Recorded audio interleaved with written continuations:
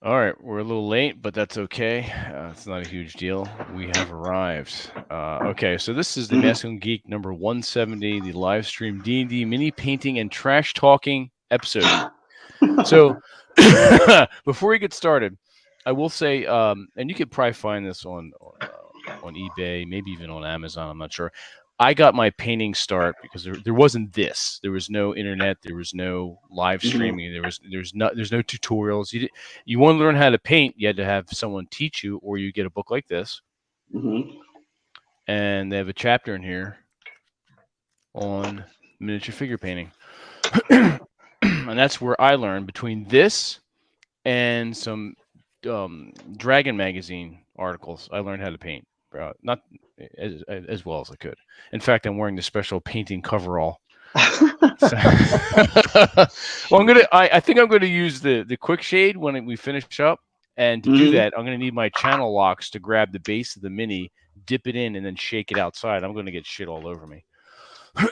So I have been Mr. Craft ever since I published the 5th book, which is out right now. That's what I want to talk about next too. Sure. But then as soon as I go on like hobby binges or like crafting or artistic binges when I'm done with a book because it takes so long, and I don't have time to do like fun shit. I don't have. I mean, like that's one of the reasons why I always like to play like D&D with you guys on a Wednesday, every 2 or 3 weeks, because it's like it's not what I usually do, and it's weird for me because it's all I used to do. I would go off and I'd be working for someone else and I'd be doing some other stuff for people, and it's all I used to do was whatever anybody else wanted me to do, sort of make their vision happen, and then I would come home for the 2 hours I had for my leisure at night. and I would do this, right? This is what I do. Speaking of books, by the way, this right here, I don't know if you can see this. I'm upside down, aren't I? This is Heroes for War Games. And this is an ancient book. And probably Robert has most likely seen this before, but this is old Citadel miniatures. I remember it's Games Workshop. Miniatures. Games Workshop is what it is. But it's what's the 1986 is the publishing on it. Actually, this is kind of like almost old for me too, but this is one of the things that really sort of put the fire under my ass to like become a miniature painter or do miniature painting way back in the day. And I mean, I've been painting models since I was like freaking 10 years old. But and so it's just one thing that I do. Cool. I've never set this up though. Tell me if this works. Tell me if this works because I've got is I only have one camera going right now, so I have to. No, that looks pretty good. We'll be able to see the mini you're working on, then you can just hold it up. We figured we'd hold up our minis to the camera as we complete things or people want to see them. All right, TJ, before you ask your question, let me just plug Rollo's book. This is definitely Rollo's magnum opus. Oh, you got this is very well. Yeah, I do. Oh, yeah. I'm on chapter 17. I've been getting a lot of DMs. There is a lot of chapters. I'm still not halfway through it. So I've been getting a lot of DMs on both Instagram and Twitter, guys hitting me up saying, "Hey, I see what you do, and how do I be dominant with my girl?" And I think to myself, well, if you have to ask that, you're probably need more than anything that I can tell you about being dominant. If you have to ask that question, so.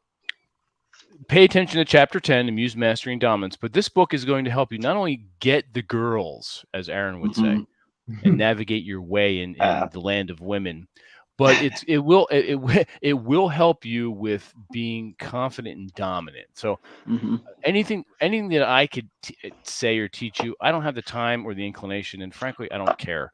So I would say, gentlemen, go ahead and buy this book.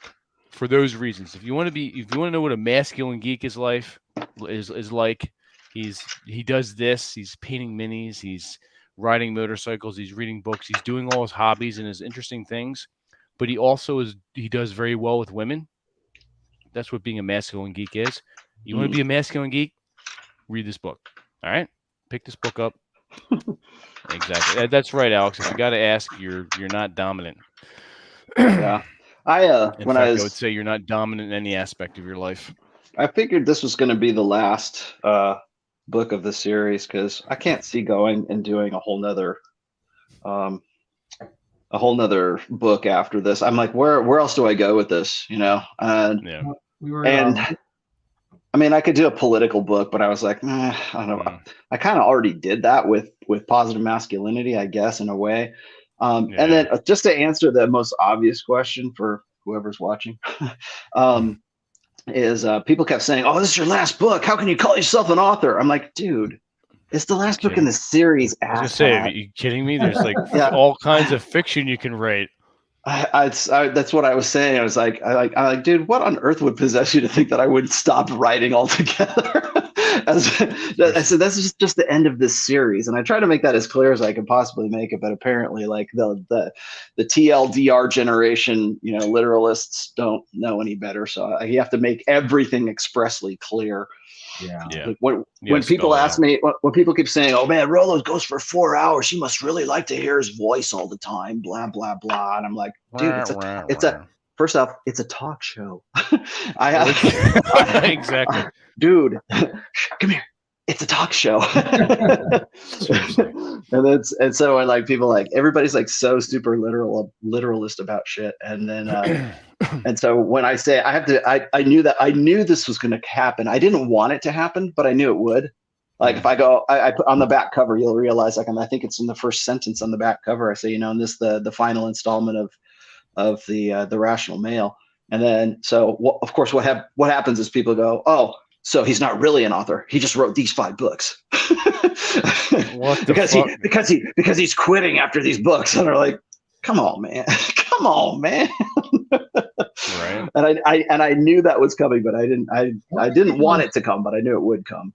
I don't think people understand what it means to be an author. If you've published a book, you don't have to be continually publishing books over the years. I know. It was funny. How many books did Salinger write? Right. And he's considered like one of the greatest American authors ever. Yeah. He wrote, there's Franny and Zooey, 9 stories. Obviously The Catcher in the Rye, and maybe 2 other. He wrote a lot of shit for Collier's magazine and a few others. Well, that one, I forget the name of the author, the chick who wrote To Kill a Mockingbird. Yeah. Oh, yeah. That's the only thing she's ever written in her life. It was just that. Yeah, it was just that one book. Yeah, and it's like she wrote an American. And then another one surfaced. That the draft surfaced somehow. The other book that she did, or All right, that light'll have to do. Fuck it. Yeah, it was interesting that we were doing a chat with Jack Donovan last week when we were he was back wherever he is in Salt Lake City, but it was interesting. He was saying that after this latest book had come out of his, he was kind of done writing about. I don't remember if he said about masculinity and writing altogether. He wanted to pursue other projects, but at some point you've said what you have to say on a specific topic. You've said what you've had to say through your writing, and if you're a multifaceted artist, you express your art in different ways. And so, like I've done fiction for years, but now I'm kind of thinking I'm looking to do other stuff. But the question I was going to ask you, Ro, is I grew up not with wargaming, but I grew up with plastic soldiers, playing with them and stuff. Sure. But you don't paint with that, but you still do strategy stuff, it's a lot less formal. So I'm curious what gets people into wargaming. Was it the painting of the figures, or was it the more formal strategy stuff? I've always liked like model soldiers. Like I was the same way. I had like army men and cowboys and Indians and stuff. I don't know if you guys remember this. Do you guys remember on the back of like old school comic books? And I'm talking like 70s and 80s comic books. And they would always have that mail-in offer where you could buy like 200 Roman soldiers or like 200 revolutionary. I never got that sent to me. Yeah, I did. Yeah. And it was funny because it was one of the first things I ever did. And they were only like all of like $4, right? Or something like that. And that was a lot of money back then. But you got a ton of these things. And so I had these, and I thought they were cool because they were different from like the stuff you would see at like the supermarket or some shit like that. And I always was a model builder. I always built like, plastic models at Boys Club when I was like, 10 or 12. And that was my thing, was I like to build models. And then that sort of, I guess, transitioned into, I guess, wargaming, but I was more into, I played Dungeons and Dragons and like old school, like, what was it, Bro SR? I was Bro SR before it was Bro SR. But so I played from the old, like 1979 boxed edition up to really where we're at right now. And then I discovered that there were lead figurines, right? As they called them that last time, when I was growing up. I think I was all of 12, maybe, maybe 10 or 12 is when I started picking up stuff. There used to be I grew up in Southern California, in Pasadena, California, and there used to be a game store there called the Gaming House. And the reason why I discovered it was because it was right by the video arcade. And so so I would go there, and either I would decide to spend whatever little money I had in my pocket at the arcade or at the Gaming House, and I found myself gravitating more over towards the Gaming House. And at that time they had all kinds of like historical stuff there, and I always thought that was like so like stodgy and old, and I didn't really care about it. But they had just walls full of single, like buy a single miniature kind of thing. They would pop them out of the blister packs, and they would put them on the wall, like behind glass. And you go, hey, I want this one over here, and then you go buy it or whatever. And they have box sets and everything. And later on, they became a full-fledged like comic or game store altogether. And they had a back room that had tables, but they were dedicated for like Napoleonic war games. And because that was all that was going on back then, I didn't realize that D&D actually had the roots in war games, and I wasn't really into it all that much. But I did like the models, and I did like painting miniatures, and so I always bought granite. Like, funny, I'll show you one here.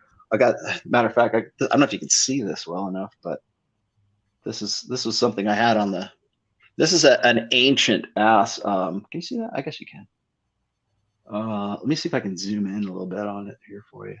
This right here is one of like I bought this off of eBay, but I used to have this model. Can you see that? There we go. I used to have this model. I used to have this model right here. This is earlier than Ralph Artha and earlier than Grenadier. It's a company called Heritage, and it was out of the UK. And you can still find them on eBay, but they're like, to buy one of the actual box sets is like the box set that this guy came in is probably goes for about $300 right now. Holy shit. So yeah, so it's that's funny. I had this like just sitting here. This is one of the very first ones, one of those first companies, and it was made out of lead. And I remember that. They were all lead figures and stuff. And so you had to be careful, even make sure you weren't old enough so you wouldn't chew on them, and kill yourself. Right. So that's kind of how I got into it. But as far as I transitioned, I guess, from playing role-playing games to miniatures, because then I discovered heavy metal, and and I kind of split my time between playing D&D and being a kind of a nerd that way. So by the time I was in my junior year of high school to my senior year, all I wanted to do was like play in the band that I was in. And so I kind of like left the scene for a while. And when I got into because nerds don't get laid, and and so I left the scene for a little bit, and then I ended up, I moved to Santa Cruz when I was like 19, Santa Cruz, California, was 19, 20, somewhere around there. And then I ended up moving back. But one of the things I did in Santa Cruz was there's like a game store there. And I used to, just sort of spend my time in game stores. And I still like that today. I don't like really super corporate like stores. I think that's one of the best things about like a dedicated like /comic/game store right now. Is it's almost like, for me, it's like going to church. because you go in there and it's just like, I don't know, it's calming. And I know that there's nerds there, and I know they're all playing, it depends on when you go, but to me, it's like, it's very reverent. When I moved from Reno to Orlando back in 2005, I was just like grinding my teeth, because I'm like, oh man, I'll never find the kind of game group that I have, here in Nevada, in Orlando. And sure as shit, man. I mean, within like a matter of like a week, I had already found a really killer place. And it's like, and man, I love going into an old game store so I can just sort of peruse all the old shit that they have there. Oh yeah, right. Oh, I remember this. Or do you have a back room that I can look at all your old stuff, like stuff from like the 80s? And to me, that's kind of like, I don't know. It's I don't say it's therapeutic, but it's almost like just, it really is. It's like going to a library, maybe, like I said church, but it's like, maybe it's like going to a library, like we're just, everybody's quiet. We're going to be quiet. We're going to like, learn shit. Yeah. Like but I, as far as like war games is concerned, I didn't really play war games until probably 1988, 89, maybe 90. 1989, 1990. And that's when I discovered a game called Space Hulk, which I could show you. I have 5 of the original boxes, and I'm looking at the Deathwing supplement and the Gene Stealer supplement right now. So there's all this stuff.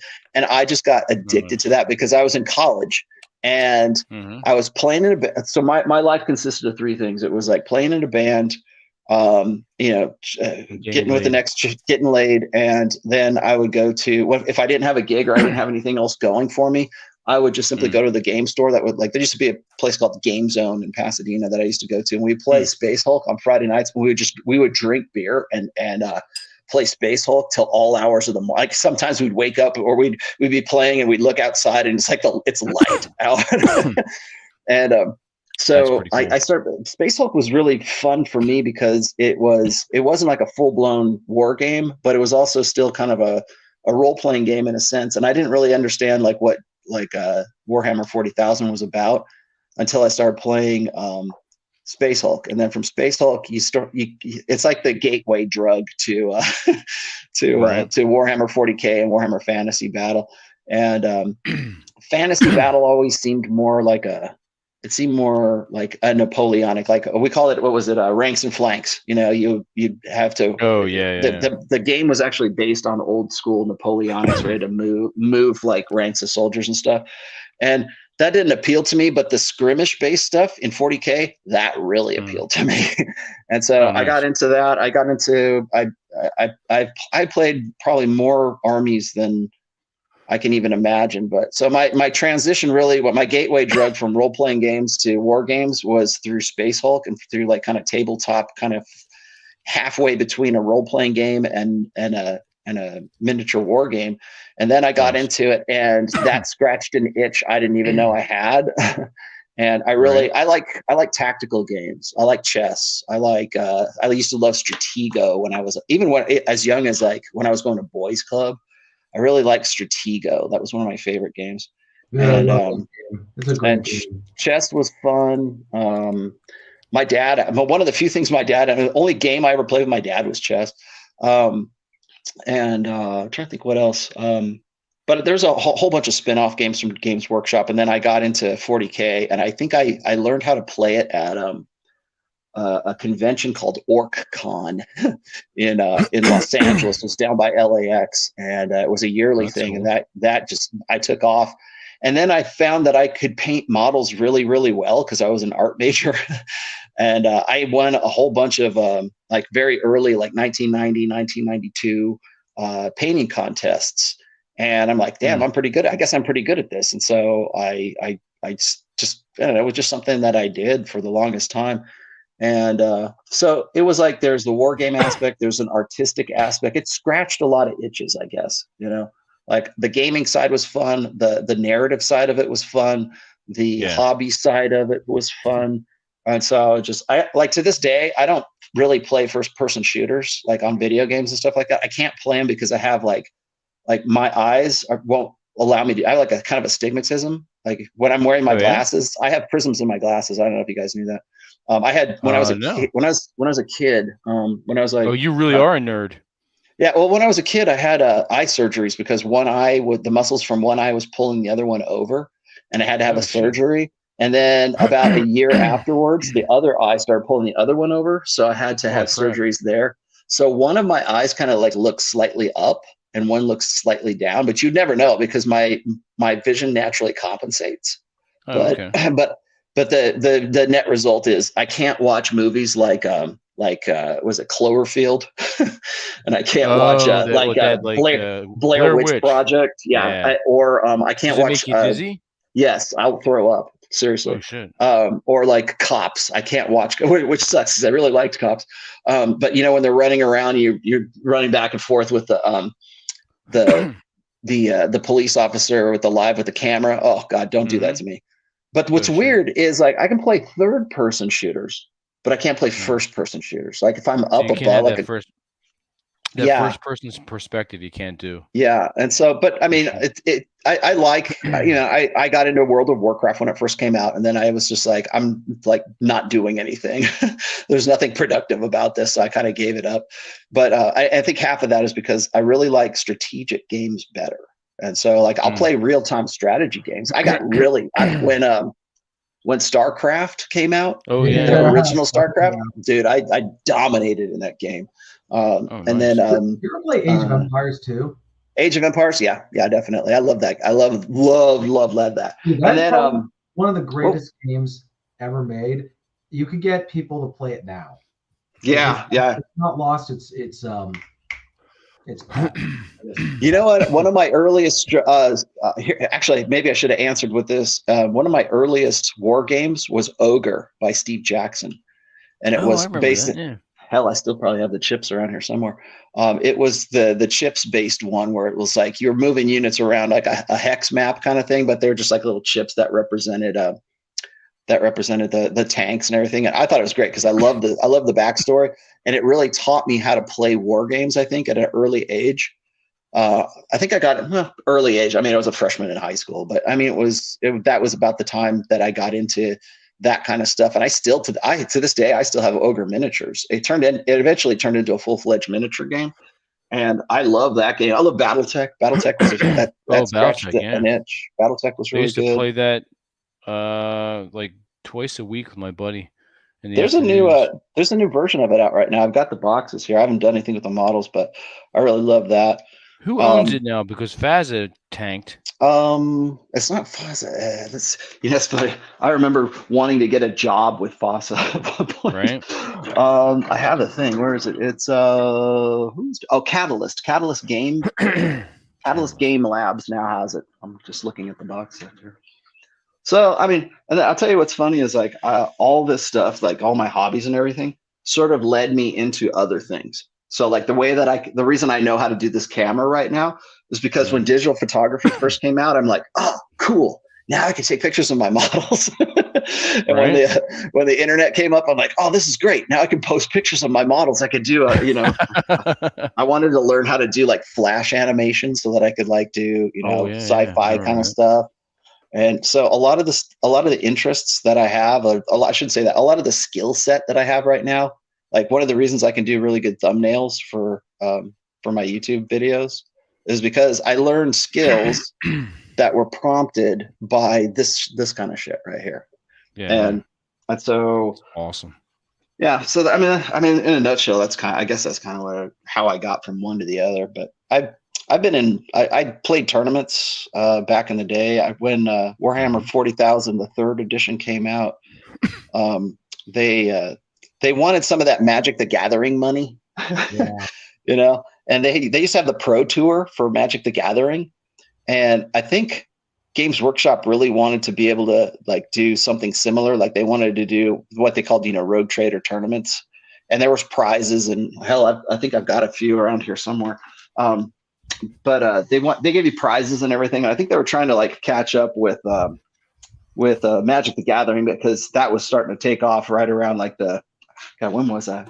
Probably the early 90s, I think, is when I first became aware of Magic the Gathering. I worked at a game store, by the way. I used to work at Game Zone for a while. I remember when Magic the Gathering first came out. I remember when a Black Lotus you could get in a pack. Oh yeah. Now they're like what, thousands of dollars? Oh gosh, I mean an original, that's like one of the rarest cards. It's like the with the black border. It's like an investment, man. It really is. It's the only Magic the Gathering card I own, but it's not the black bordered Black Lotus. It's the revised one, which has a white border. Oh, that's the only Magic the Gathering card I own is a Black Lotus. Yeah. Oh, here. This is that's a Rogue Trader tournament trophy that I picked. I haven't put the plaques out of it, but this used to be an old school Rogue Trader award that they would give you. And let's see, where's this other one? Oh, this was pretty good.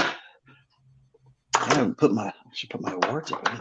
These are still in the hobby box. Then I got like stuff like that. Oh yeah. I actually got a question for all three of you. Sure. Please, Crum. So you've obviously been involved in or interested in this stuff since you were, we're talking teens, right? For all correct. Oh yeah. Since I was 10. I was 12 years old.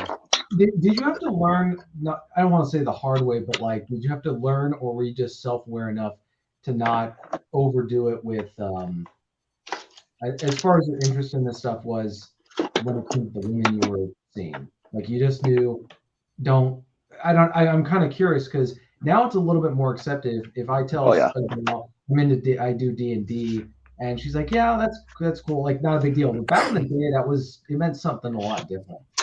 I'll tell you, I went to a high school that was a graduating class of 120, and everybody was friends. We kind of like took care of each other. I mean, there was like busting on each other and just pranks and shit. But my D&D was out in the open as far as that kind of shit was concerned. And we were all band geeks. Everyone knew us. Yeah. I was reasonably attractive, so I wasn't like an ugly dude. So that helped in my favor. And I was reasonably socially apt. I had some facility with words and actually making my way with them. So it wasn't too bad. I didn't experience any kind of, I didn't get the atomic wedgie or a swirly or anything. None of that shit happened. So I can't speak to that, but I can speak to the fact that there was no mainstream bullshit. I mean, now it's trendy. Women are jumping on the bandwagon because they want to be around men. They want to do the cool shit. It's a way for them to show off their tits in that domain. That was a non-entity back in the 70s and 80s. That did not exist. So I mean, right. But I'm thinking like when I was in high school in the aughts. It was. I don't think it was necessarily the case then, but there was definitely this perception that guys who are interested in this stuff are the geeks who don't do well with girls, right? Which obviously with you guys, it wasn't the case. And so I think that some guy. Well, I still wasn't the best with girls. I mean, okay. I was still a nerd and a geek, especially at 12, make no mistake. 12 and 13. I was a fucking nerd. I was that dude, but I wasn't. I didn't fit the. I mean, I eventually wore contacts and whatnot, and I had kind of a similar experience, but a little bit different. Like when I was in high school, I was what you would call very beta back then. But like, I wasn't retarded, I wasn't nice. A retard. I was just nice. Beta, but not retarded, right? Yeah. I was beta, but I wasn't retarded beta, right? Well, I mean, I understood social, I got my first blowjob when I was like 14. I got laid when I was 17. So I guess I wasn't exactly a late bloomer. And remember, this is the 80s. So, I didn't do too bad. It was just that, it was. There were few and far between. Yeah, high school was just high school. Like people ask me, have you ever gone to your high school reunion? I have not been to one single one. you and I both, Raul. And I don't think I don't see any need. I don't see any need for it because you got Facebook now, so like, why would you bother? Right? Exactly. I mean, it's a high school reunion every day, and whether you like it or not. And I mean, it was the 80s, man. I graduated in 1986, so it was a lot of fun. Like We didn't realize that it was old bastards. We didn't realize we were living in like the 80s, like right now. We like the best fucking decade, baby. Oh, best music, but people were trying new shit and stuff was going on. I mean, there was still some pretty fucked up stuff that happened in the 80s, but it was still the 80s, right? And people still to this day look back. I mean, even people who didn't even live in that era, like they want to go to 80s parties because it seemed like it was a lot of fun. I'm like, it was a lot of fun. But we didn't but you know damn well we didn't go, man, this is the 80s. We're having a great time. I know, right? Ronald Reagan, woo! Nobody thought that way. Well, it's like you can't see it's a difference between seeing something at a ground level as opposed to getting up on top of a tower in the middle of an area. You get to see the full spectrum of like what's going on. So, and the other thing is there's nothing to compare it to. Yeah. Whereas now we're old enough. We're like, wait, that was the best fucking decade ever. Yeah, I know. Yeah, the idea that stuff that's going on now would occur then, it wasn't even a possibility. That it was just beyond the pale. Yeah. So, well, I mean, you're going through it. You don't know. I mean, we don't shit. Like what this era right now might be the best era. We just don't know it yet. Right? Or it might be, it might be the worst. I sincerely doubt that. I feel bad for these fuckers. And Bacon, you were born in the 80s. You fucking missed it, buddy. Yeah, it was all right. I am glad that I had the experience I did in the 80s. But like as far as like being a nerd and everything. Yeah, I mean, it was rough. That was not, you were not cool if you played D&D. And I actually kind of wrote about this a little bit in the fourth book in Religion, when I was talking about how my experience with I got the double whammy because my father was like always very, very much an atheist. And I mean, he wasn't really an atheist. He just didn't care, And my mom was very much evangelical Christian, and then later on became a confirmed Catholic. Go figure, right? But my mom, once I figured out what my mom was a ditz, right? She was a lovable ditz, and I love my mom to death. She was a wonderful human being, but like she was just. She just cared about creature comforts, and that was probably about it, right? And so I grew up with basically an atheist, and my mother, when they split up when I was young, but a religious mother, right?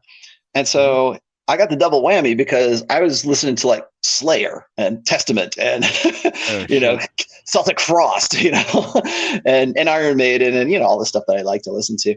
And then I also played D&D, and so whenever it was like time for the religious side of things to sort of manifest, then I got the double whammy. And so I was always I can remember when the Satanic Panic was going on. I'm sure Robert remembers that back in the 80s. And it was like, Dungeons and Dragons is all satanic this. And then they had the PMRC, which is the Parent Music Resource Center. And it was Tipper Gore, by the way. Mothers Against Dungeons and Dragons. Yep. Tipper Gore, man. So D&D and everything that I loved pretty much was either like, immoral or illegal, Yeah, exactly. And so, and looking back, I kind of laugh at it now, but like when you're going through it and you're only like 14, 15, 16 years old, it's like, you're like, what the fuck? Yeah, you're dealing with that. And then at the same time, your heavy metal friends are cool with you.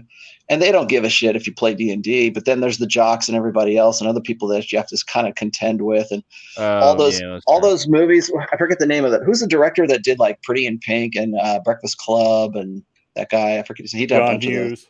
John Hughes. Yes, it was very much. In my experience, was very much like a John Hughes movie, actually. So. But I was like always the metal guy, and I would hang out with my burner friends in the parking lot on lunch hour. We were always in the parking lot, and the reason we were there is because guys would go smoke pot while they were out there. The guys who had cars, they'd go smoke pot in the cars, right? And we'd listen to Rat and Armored Saint and Anthrax and whatever else was going on. And so one culture that I was a part of was very, very cool, but it was the metal burnout guys. And then it was either the nerds that I was hanging out with to play D&D or do gaming or whatever else. So, I mean, I made it work either way, but I can remember during the Satanic Panic, we had like we had at least 2 or 3 teachers, and this is at Pasadena High School back in the day. And we had 2 or 3 that were like very religious, and they knew that we had a game club. They knew that there was a D&D like club. And so like at one point they took it upon themselves to come in and like raid our game. They tried to shut it down. They raided a D&D game. Well, no, they tried to witness to us. You know, they were like, "Oh, this is the devil's work," and blah blah blah. And we're just like, we're right in the middle of something. Roll for initiative. We're trying to finish this goddamn encounter. Have you guys ever thought of transitioning? Yeah. It's and I never really realized just how over the top that shit was, because I'm still, I'm only 15. I didn't realize just how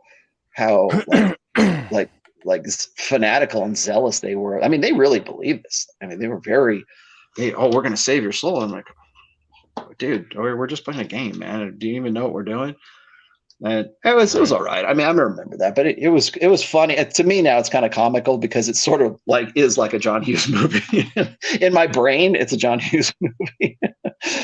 Well, I'll tell you, TJ, when you're asking about what's back then, I also like comic books quite a bit. I have an encyclopedic knowledge of at least 80s to early 90s era comics. Yeah, and which annoys my wife to no end, because I know I'm like, we gotta watch Moon Knight. She's like, who the fuck is Moon Knight? What the fuck is a Moon Knight? I'm like, it's on. And I remember when Netflix had Daredevil, Charlie Cox Daredevil was awesome. Dude, I'm so happy that Charlie Cox is officially Daredevil now. Yeah. And then, which means to me also that Luke Cage is I forget the actor's name, but Luke Cage. I like Luke Cage. That was good. I liked all of those things. Even Jessica Jones, I had to sort of warm up to it, but it was all right. But I didn't like the fist one. What the hell is that called? The Immortal Iron Fist. I thought it was good, but it was campy. It was more campy. Yeah, he could have been. The actor was more a complete dumbass. Yeah. But I mean, as far as the I was glad they did it. Put it that way. I didn't even think they would touch something like that.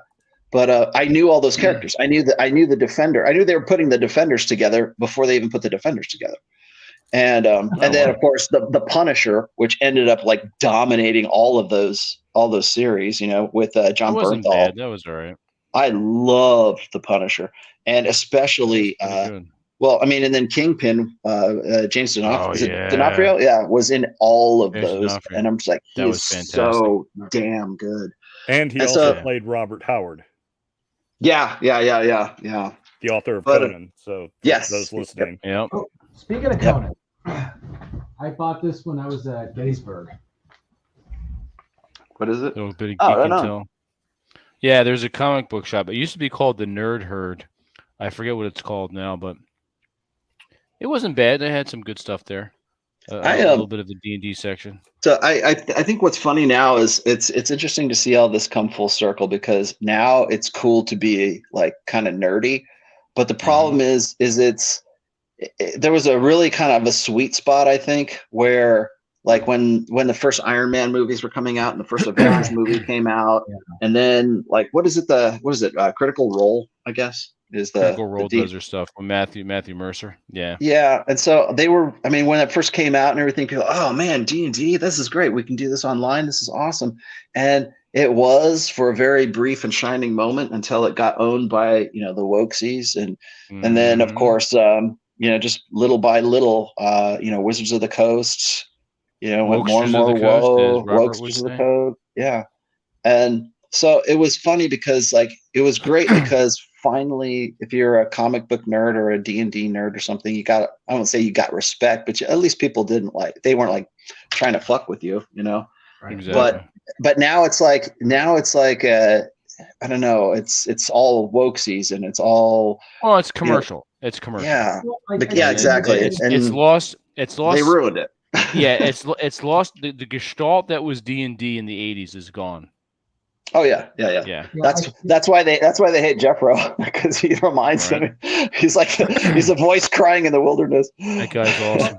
I think the problem that frustrates a lot of people who actually are interested in this stuff is that they liked it for what it was, and they liked it regardless of whether anyone else liked it. So they were truly enthusiastic about it purely on its own merits, whereas other people get involved on a superficial level because they want to be seen as like the in crowd, but then they want to change what made it what it was. And we see this we see this with everything that they touch. These people come in like locusts, and they come in and they destroy it, and then they move on to the next source. Yeah.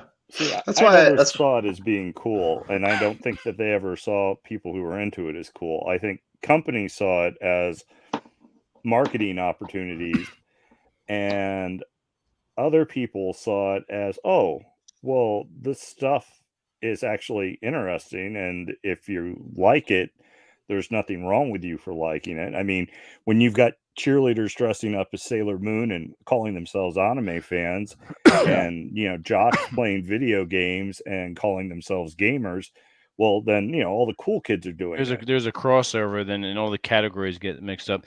And real fast before we get too in the weeds, which I'm enjoying the conversation immensely. Thank you.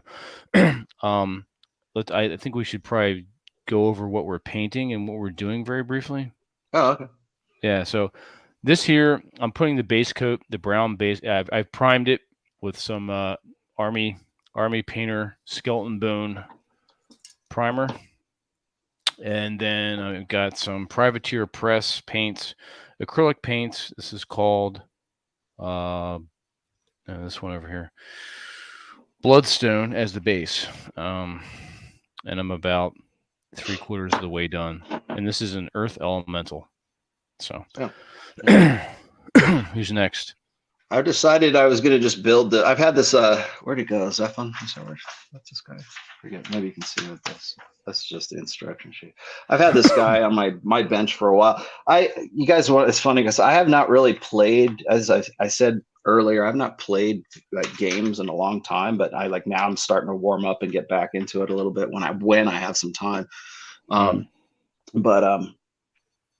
I have not really played very much of the latest version. I think it's Warhammer 9th edition Warhammer 40,000, because it's like again, it's another company like Wizards of the Coast that I really used to love a lot, and it's like now you could say they're all about the money, but they're also all about appealing to like almost like a video game like aesthetic now.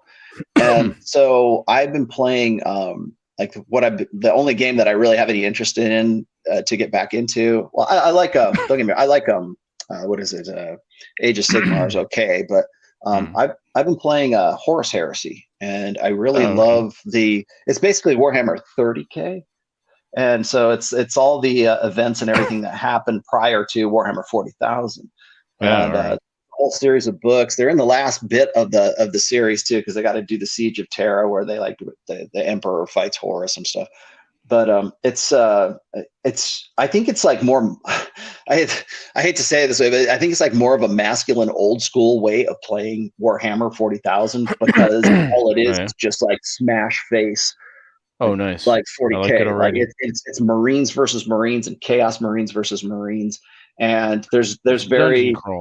Yeah, more. Yeah, it is, but it's tactics, but it's all tactics amongst like it essentially what the Horus Heresy was, fluff wise, was the Civil War between the original, 18 Space Marine chapters. Everybody knows what a Space Marine is by now. It's like the Mickey Mouse of freaking Games Workshop, right? They just issued an apology for Space Marines a few days ago. Oh, did they? Oh, yeah. Apology. Because they basically compared. They issued an apology that yes, we like playing in a fantasy world, and yes, we know Space Marines are dangerous fanatics, unlike Trump supporters. And is that what they're? Yeah, of course. Like it's funny because there's so many there's a lot of old school 40K players who call Trump the Emperor, right? Yeah, the God. The God Emperor, right? Yeah. So and it's I thought it was funny when it first came out, but it's really just them appropriating stuff that on either side they shouldn't be. It's fantasy, it's fun, right? But But the only thing I've had an interest in is really playing Horus Heresy, and this guy's from Horus Heresy, and so I've been sort of building up my Horus Heresy armies because it's tactically I think it's a better game, if that makes sense. It's based on 7th edition 40K, and it's still official. They still play it. Although I know that they're coming out with a new edition, which is another reason why I've been doing this. Oh, and then I've got MODOK on the table today too. Who's that? MODOK. You know who MODOK is. You have to know who MODOK is. MODOK is the quintessential like villain in Marvel. And that has yet to make an appearance in an official Marvel Cinematic Universe picture, but he's like probably one of my favorite villain. Like you would ask me what's your favorite Marvel villain, MODOK is my favorite Marvel villain. I did not know that. Yeah, so I'm doing that. I'll probably paint something here in a minute, but I just wanted to put this together while we're here. Sure. Yeah, I never I did like Moon Knight. I have a few. I love vintage Moon Knight. Yeah, I have a few vintage Moon Knight. What can I show you? Yeah. Oh, check this shit out here. Wait, I gotta grab some. It would not be a proper nerd show if I didn't show you some of my better painted models here. Please do, yeah, because you do that shit professionally. All right, professional. Yeah, for me. You do, right? Well, I used to back in the day. This is maybe you can see that. This is this is Vision in the classic, like that's from Marvel Superheroes game. Can you see? Yeah, you can see. I'm trying to see how close I can get without it like going out of focus. That's cool. Yeah, I can see that. Vision is actually my favorite Avenger, by the way. Nice. Let's see. I like the flowing cape. I got an Ogre Mage here. This is a good one. This is old school Raw Partha Ogre Mage. Oh yeah. I love Raw Partha Citadel. There we go. Oh man, now that looks great. Yeah, so you can see. I tried to I actually when I was doing the pattern for the turn it around. When I was doing the pattern for the there you go. The pajamas there, I actually went and looked up like old Bushido patterns for that. Because the Ogre Mage were like Japanese like demons. You got the great basing there too. Yeah, basically a giant Oni. Yeah. So that's a Raw Partha Ogre. This is a Citadel Ogre. This is ancient, absolutely ancient here. But I like this model a lot. But this is the difference between a British model and like, it's always the one thing about like Games Workshop is that all of their stuff seemed to be just a little bit cartoony back in the 80s. Whereas like Raw Partha, like Tom, are you familiar with Tom Meyer, the sculptor, Tom Meyer? Yeah. And he was the one who did most of the stuff for Raw Partha for a long time. I think he's still alive. I met him a couple times actually, but there's a qualifiable difference between his sculpts and the Citadel sculpts. Oh yeah, you can see. Oh, this guy's a badass. Okay, so this is one of my Emperor's Children characters for Horus Heresy. Let me throw this one out. This is actually one of the last models I painted before I stopped painting so that I could finish the book. But there we go. But that was, and yes, please don't ask me to do commissions because it takes long as hell to do this stuff. At least for me, anyways. Yeah, I like doing this. Oh wow, that's cool. Yeah, those colors are beautiful. Let's see. I have orcs. I have Tyranids.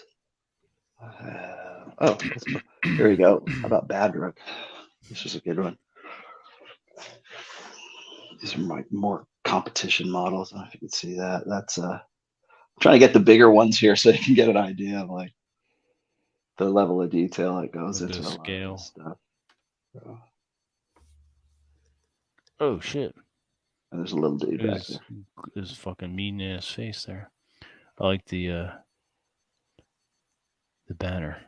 Yeah, I was like the freebooters, the orcs in Oh, is that what they're called? Yeah, because they're pirates basically. They're like space pirates. Oh, nice. Yeah. I like them already. Oh, geez, you really want to see something? Okay, absolutely. Here's the money shot. Right in the face. This is old school here. I don't know if I can even show this to you. You won't find this model anywhere. It's like a sort of a kit bash from a bunch of models. Holy shit! Yeah, and what it is it's an Eldar Exodite model or Exodite Dragon Rider. Is it like bone and flesh? What the dragon itself is like a Oh, No, it's like it's just that's just the color of it. The coloration is kind of like a sand and red. Oh, okay, yeah, because some of its arms and legs look like bone. And then you'll tuck I'll tuck little things like the little lizards are in there too, like those guys underneath the thing there. But yeah, I have pictures of this somewhere. That was a competition model from a very long time ago. Nice. I have Tyranids. You were talking about old Grenadier. Oh, I love them. Oh, you want? Okay, yeah, I got one here. I got a few of those actually. Yeah. I've got some old school dwarfs here. These are Grenadier. Yes, I've got the adventures. These are Grenadier models. I painted this here. Let me see if I got some more light on that one. There you go. If I can see that. There. The old school. Yeah. That's from the dwarf pack. Yeah. Yep. It's Rob. Basic, right? Yeah. I love these guys. There was something that was like so like simplistic, but they were fun. Like they were just like they are. Like this was a dwarf. I actually replaced the axe, but I thought it was. Can you see that? Let me come back. I've got the dwarf set around here, and I've got the swamp denizens, which came with the lizard men. Yeah, and I love those mound and stuff like that. Yeah. I've got the orcs, the magic users laboratory, and I've got the first set of adventurers. I've got a full set of the halflings too. Oh, they're fun. Shy. This was the old druid that came with I think it was the specialists one. Yes. Yeah. I love this guy. This is one of like the first ones I've ever painted. And then this, like, I love this guy too. I don't know why. I just it speaks to like the 12-year-old in me. Right. Yeah, the I forget what he was called. What was he? Oh, this guy's pretty cool. Yeah, what was his designation? What character class was that? He was a druid. He was a druid. Druid. Oh, okay, the druid with the This orc here is a Alpartha. Oh yeah, from old school, 1979. Do you have the War Machine? Do you have War Machine? The catapult that those guys used to have? No. I might still have it. I have one. I have one actually. Here, check. So this is this right here is this is one of my Farseers from my Baltan, my Eldar army. Oh, cool. Anyways, come on, there we go. Oh, cool. Yeah. He's perfect. How long, like something like that? How long did that take you to finish? People always ask me that. It's really hard to give an estimate because I don't paint it all the way through. But like off and on, probably like 15 hours, 20 hours, something like that. Cumulative, okay. Just depends because like I walk away from it and then I'll come back to it again. So it's hard to say, but anywhere between 10 and 20 hours, somewhere around there. Okay, that makes sense. Yeah. I'm gonna go see if I can find that catapult. Cool. Going. I'm almost done with this base camp. Everything's focusing except there it is. This will. That's Drist. Right, Rob, that's Dark Elf. I have that one. Rob, this will trip you out. Robert, this will Yeah. trip you out right here. Look, check this shit out. Okay. This is the. Oh You have to change the soul layout. Remember that? Yeah, there you go. Yes, I do. Yeah, old school War Machine. Like you can see how beat up this box is here. Oh, Let me just come out. I don't know if there's a year on it. It had to have been like back in like 1980 or 81. That's old school Rolpartha. Do you remember the Dragon magazine cover of the Knight Centaur on the bridge fighting the dragon? Yes, that's my favorite cover. Got that one too. I still have that one. I've got that one too. I've got the miniature of that. That's nice. I have that one as well. Where'd it go? I thought I had it up here. Oh, Bridge of Sorrow. That's what it's called. Yes, Bridge of Sorrow. Yeah. Bridge of Sorrow. Where'd it go? I might have it. Yeah. Yeah. You don't want to see my closet of shame. But I think this is what you're talking about. Yes. Yep. Dennis Bouvier. Yeah, I met him a couple times too. I actually used to know his sister, Dennis Bouvier's sister. Yeah, he used to do all the covers for because he lived in Sierra Madre, which was like borders on Pasadena, and I used to know his sister, and he used to have a studio there, and he used to do like his has a very distinctive like artistic style. Yeah, and I met, well, he used to work for, he did FOSSA stuff too. And he used to do GURPS. He did all the covers for GURPS, which was a General Universal Role-Playing System with Steve Jackson. All those were his covers. That's how I got to know him. Okay. But yeah. And this whole thing is like one big model of that. That's a diorama of that thing. Oh, what else? All right. Rob, have you ever played Cutthroat Caverns? No, I can't say that I have. Oh man, it was a fun game. I'm looking at it right now. I haven't looked at my freaking closet of shame in a long time. Tell you what, two of the games I've been hankering to play for a while now, old school wise, are the fastest Star Trek, in particular the Klingons, and Star Frontiers. Oh man, I would love to get a Star Frontiers game going. I had Star Frontiers for days. Right. Yeah, I do too. I actually have one of my miniature sets back behind me. I got it right here. About grabbing. See, I got this here. I got the box set. Yes. I have the Volturnus adventures, and I think that's all. The Alpha Dawn stuff. Yep. Yeah. Those are hella cool. Oh, speaking of GURPS, yeah. Here's another Bouvier one. That's GURPS, Ogre GURPS. Anyways, same artist. Yeah, I should pan over here and show you my. I actually have the Nighthawks as well, and then I've got most of the modules. In fact, I still have the old dice from the Star Frontiers. It's still in my box, as well as the crayon, for those of you old enough to remember when dice came with crayon. Yep. But I mean, I've still got stuff unpunched for it. And then I've even got this 2001 and 2010 Star Frontiers modules. So, man. I have been tempted to actually, and I've got my dice from my Nighthawks still sealed in the. I got my old plastic. These are my old plastic cover. Sweet. GVs. Yeah, I have a Shockwave supplement for those too, somewhere around here. No. I haven't dug through the shit. But I've got like the Nighthawks Adventures, and then which also includes one called the War Machine. Although now I can't hear War Machine and not think of the Kiss song, but nothing wrong with that. No, but I've been half tempted to run a Star Frontiers game just for our Shits and giggles. I would do extended group. I love that game. I'd play a Rusk. Yeah, I just don't know how we'd fit it into the schedule. But. I also have I don't have the old version. I got the new version of Gamma World. Oh, okay. I'm trying to find my copy of Chitin. I have Chitin somewhere in here too. God, that was a great game. Fuck, I missed that one. Chitin was sort of like it was almost like the Tyrannid version of Ogre.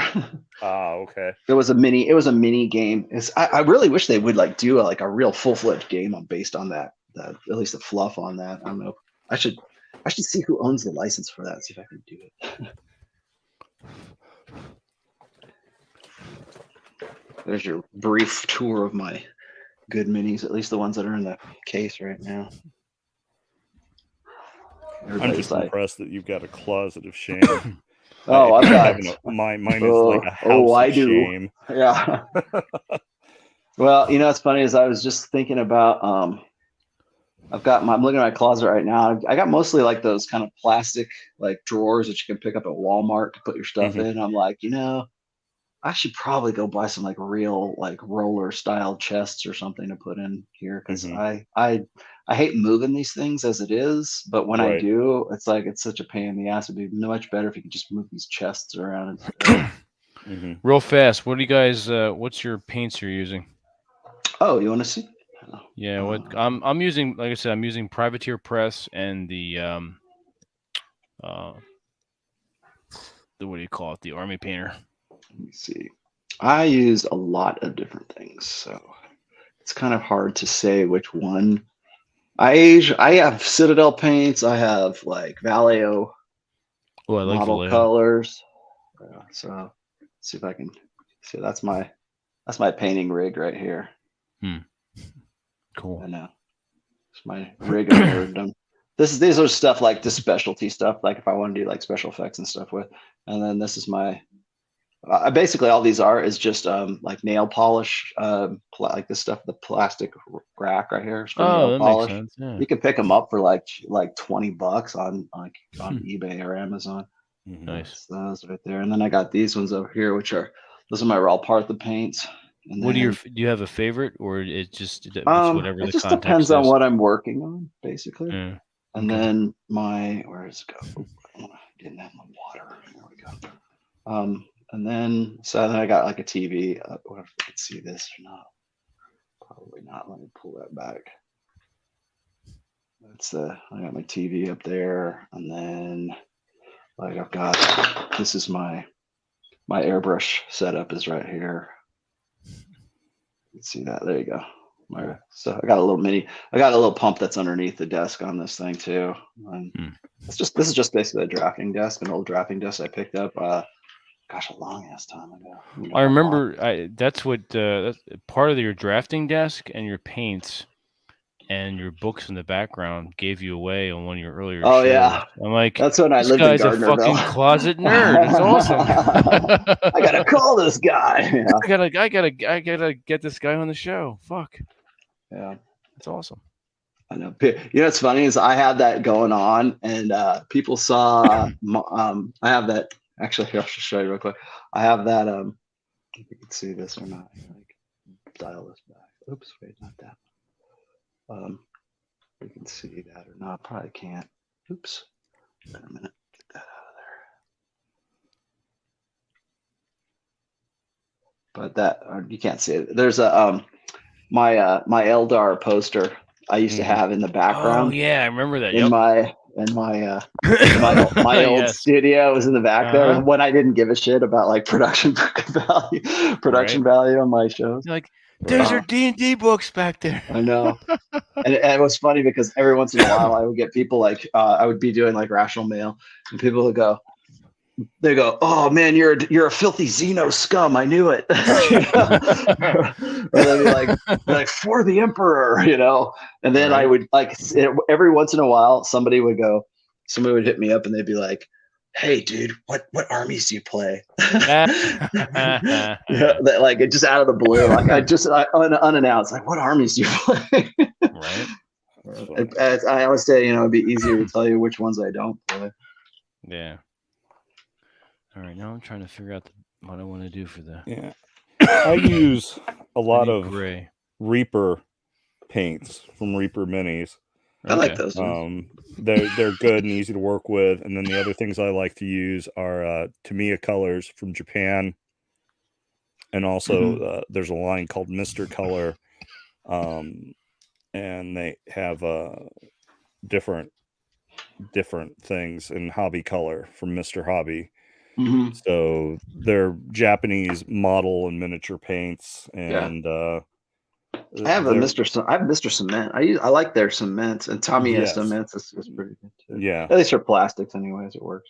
Yeah, but I mean, when I first started painting miniatures, I was using old oil-based tester model paints and giant model brushes, and then paint thinner and gasoline to try to clean the brushes off. Because that was all there was in the very early 1980s. Because I got bitten by the D&D bug in about 78 or so, and much to the chagrin of one of my buddies that was really into sci-fi stuff, because I started doing more and more of the D&D gaming. And back in those days, our game was always on. And that's why when I hear Jethro talking about 1-to-1 time, it's like, I don't know that we were consciously thinking playing 1-to-1 time, but we were actively playing 1-to-1 time because the game was just always on, because there was just always natural. Stuff. Yeah. Well, there was always stuff going on, even between, delving into a cavern or a dungeon or something like that. There was stuff going on with our characters. Our characters were, getting stuff from patrons, searching for favors from nobility, hiring henchmen, rewarding our underlings or henchmen, doing things to upkeep our existence and training, trying to feather our nest as best we could. Our game system, we spent a lot of time just developing, the various towns and cities having banks of different types, and the fact that currency from one town was not necessarily worth the same in another town, because gold coins in Banu were heavier than gold coins in Pterodon, and little things like that. So we were constantly doing stuff for the game. And so, much to the chagrin of some of my teachers, which is why we took to writing all of our campaign notes to each other in the Dwarven runes from the Lord of the Rings books.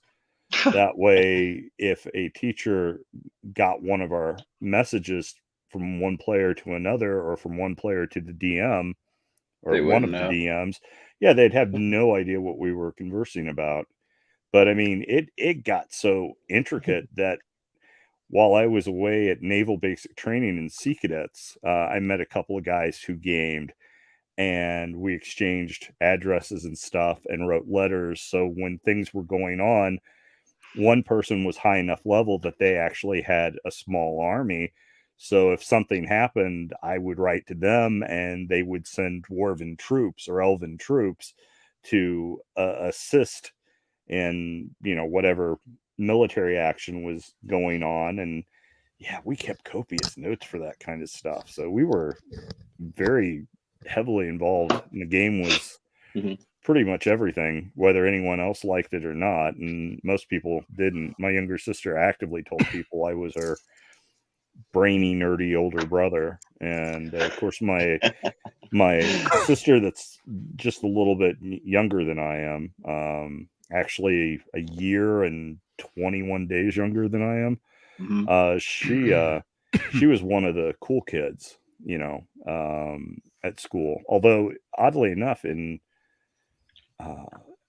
elementary school, I was not necessarily one of the cool guys, but I was definitely one of the main guys in my class at school, because I'd played basketball and did stuff, and actively had a girlfriend or two, all through my younger ages.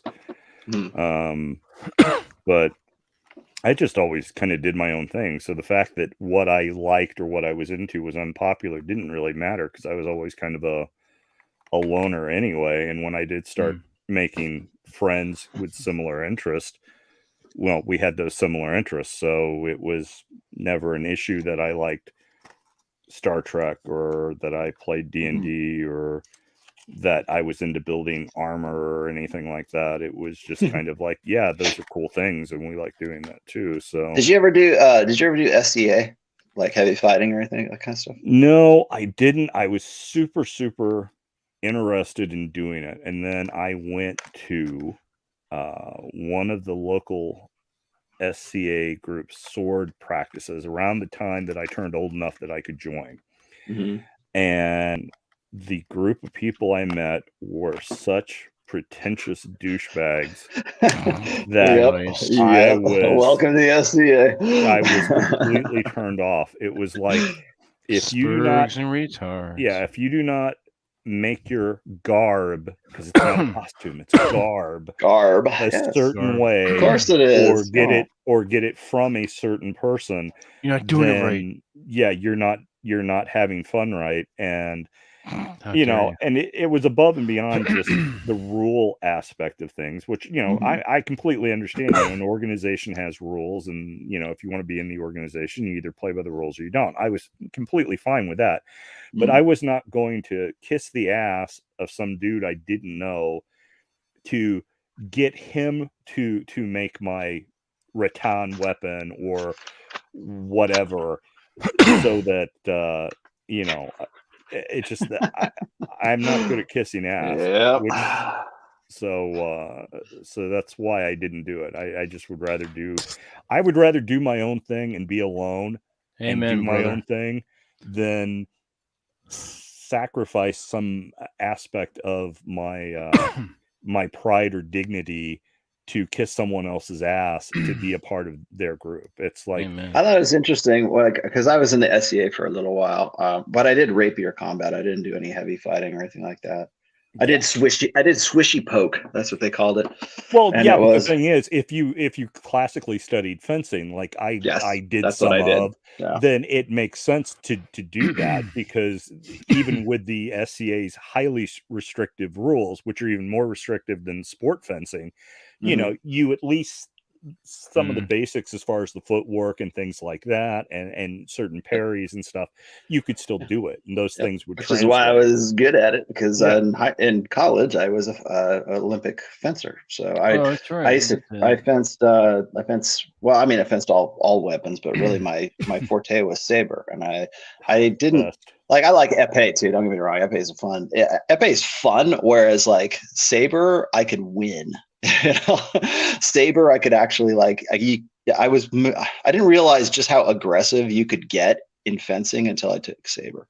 Saber's the best, I think. Although any other fencer will tell you it's épée or nothing, but I'm with you. Saber is it's because it's aggressive and it's in your face, and it is fun. And then I tell you, the thing that got me, like, when I went to junior college, before I went to a university, there was a fencing team there, and it just looked fun. I saw these guys doing it, and I go, this looks like it'd be a lot of freaking fun, right? And of course, then you got the geeks who, I'm a fencer, but then there's the people who are like, it's really a real sport to them. And I was happy for that, because it was about the same time I was like getting into bodybuilding at the same time, and I was like, oh man, this is great. I could do this, and it's just good exercise, and it was fun. And then I'll tell you what was funny is I had no idea the SEA even existed back then.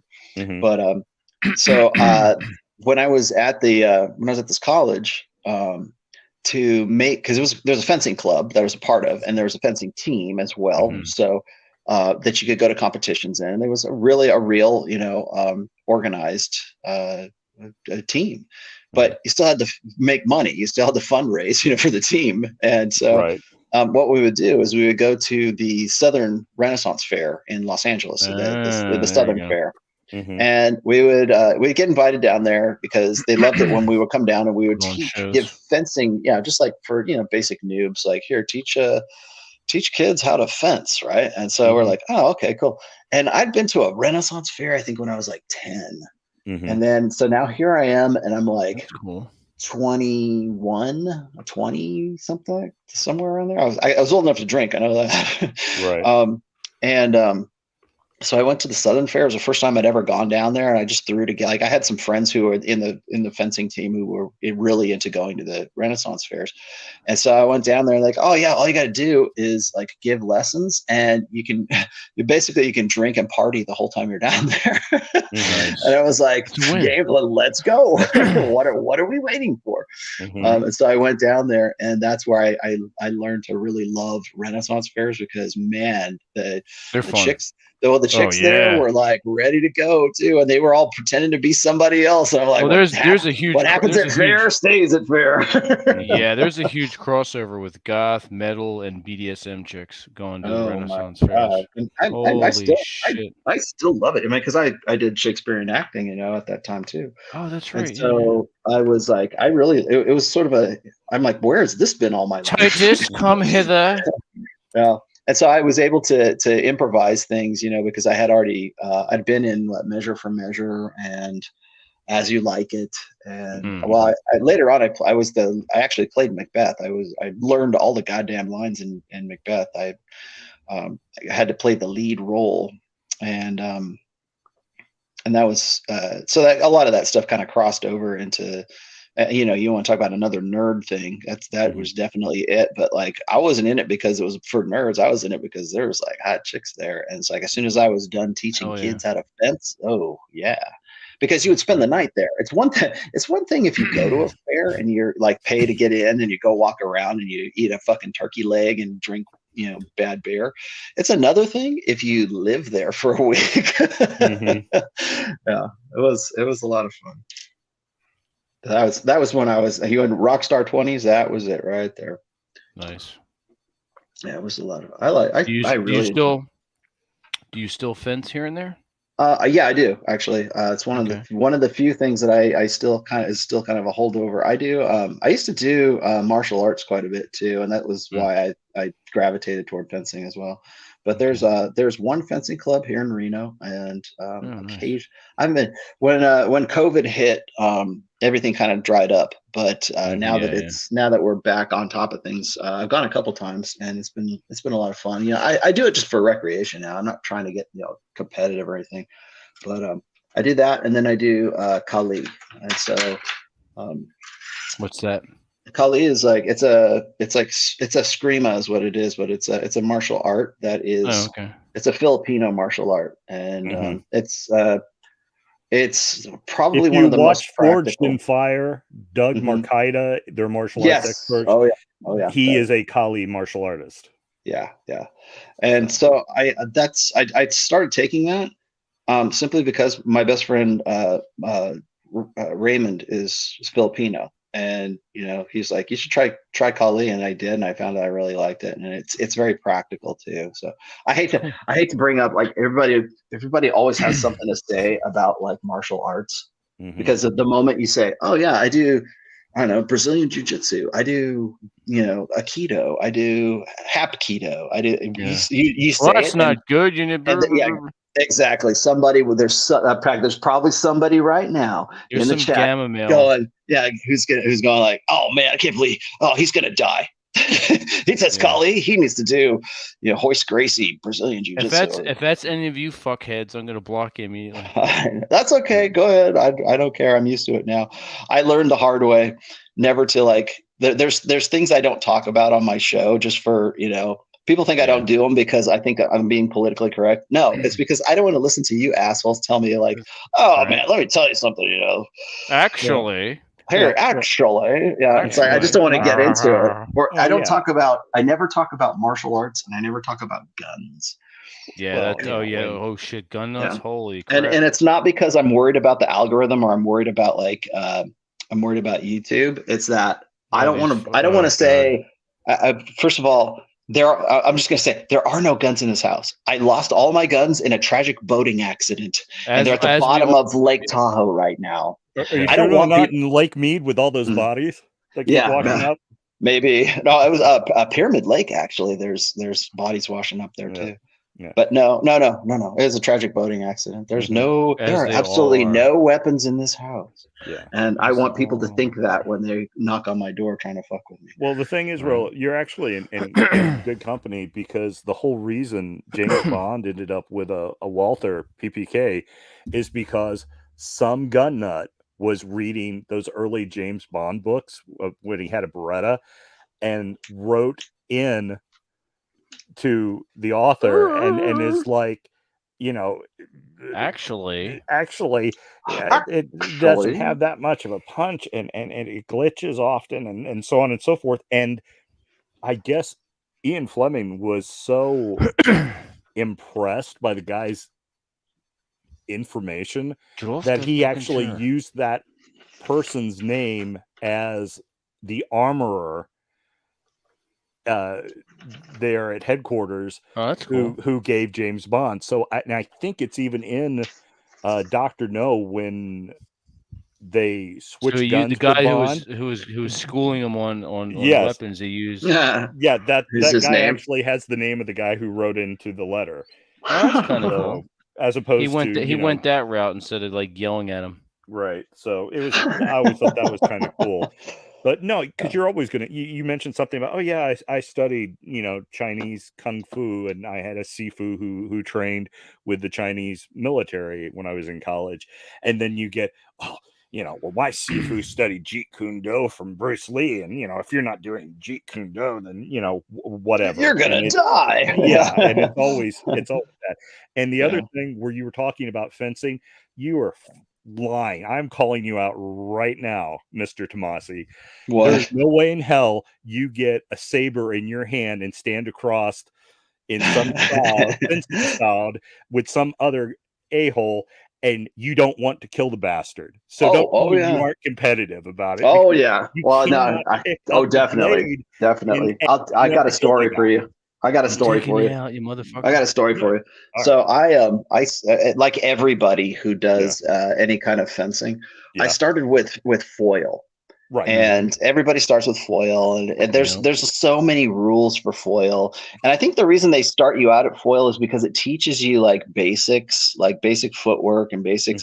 But there's so many rules, like, who had right of way, who gets this, who gets that. And I didn't realize that the reason for that was because it's based on like short swords, I think is what it's called. Not like, English short swords, like the actual fencing things, and not actually like not like your character has, right?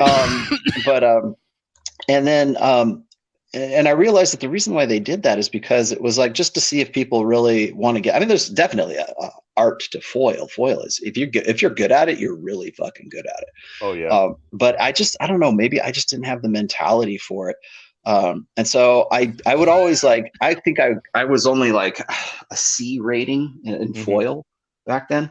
And then I started watching these guys do épée, and I'm like, man, that's cool. I don't have to worry about right away. Nope. Whoever hits. Right. I'm like, okay. I don't want to worry about right away. I just want to poke that. I just want to kill this motherfucker. Right. And so, but again, even épée, there's still parry, riposte. You've got it, and it's a heavier weapon actually. Épée is heavier than saber if you think about it. Yeah. But I really liked it. But and I got good at it. I got good enough that I could compete in épée, and I still love that's like my real love is épée. But then I picked up saber, and I watched how like what you had to do for saber.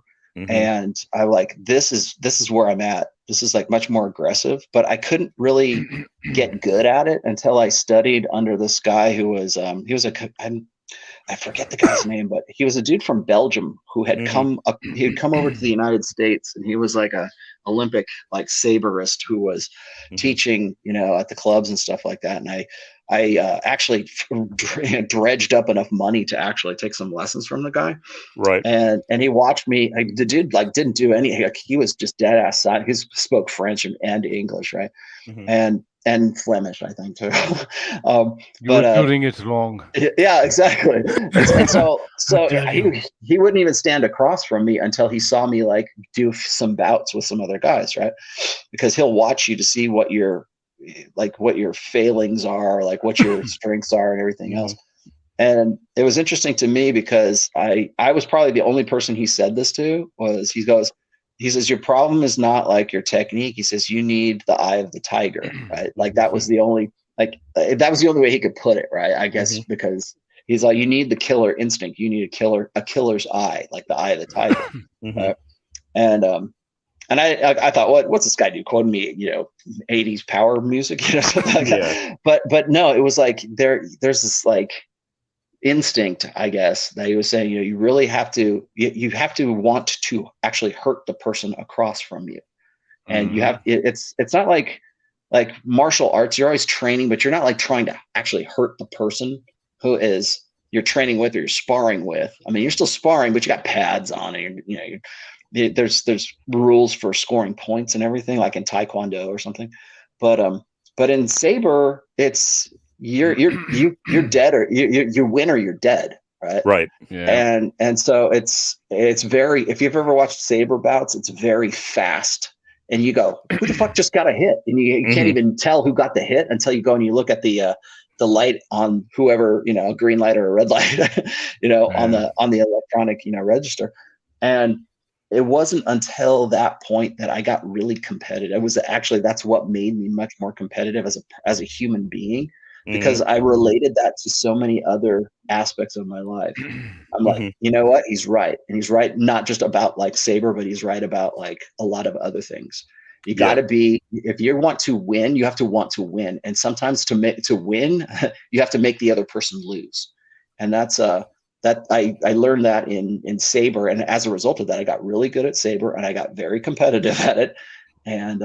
And you get the eye of the tiger, right? So like when I'm in like really like high conflict situations, like, I mean, I've been in fistfights since then, and I was like, you become a different person, know?